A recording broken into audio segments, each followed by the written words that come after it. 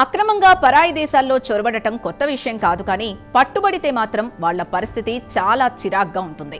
కొన్నిసార్లు అది దేశం పరువు కూడా తీస్తుంది. అమెరికాలోకి అక్రమంగా ఎంటర్ అయ్యే వాళ్ళు తెలుసు.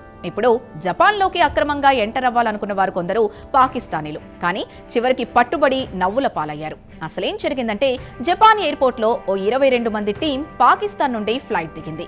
ఎందుకొచ్చారయ్యా అంటే, మేము ఫుడ్ ప్లేయర్లం, మాది పలానా ఫుట్బాల్ జట్టు అని చెప్పుకున్నారు. కానీ ఇమిగ్రేషన్ దగ్గర ఏదో తేడా కొట్టి అన్నీ చెక్ చేశారు. దీంతో అసలు గుట్టు బయటపడింది. నిజానికి ఒక దేశం నుండి మరో దేశానికి అధికారికంగా ఏదైనా ఈవెంట్ లేదా టోర్నీలో పాల్గొనటానికి వెళ్తే ఆ దేశ ప్రభుత్వం ఎన్ఓసి ఇస్తుంది. పలానా వాళ్లకు మీ దేశంలో జరిగే ఈవెంట్లో పాల్గొనటానికి మా దేశం నుండి అనుమతి ఉంది అని చెప్తుంది. దానికి అవసరమైన డాక్యుమెంట్లు ఇష్యూ చేస్తుంది. అలాగే ఇప్పుడు కూడా పాకిస్తాన్ విదేశాంగ మంత్రిత్వ శాఖ ఇచ్చిన ఎన్ఓసిలో చూపెట్టారు, కానీ అవి నకిలీవని గుర్తించారు.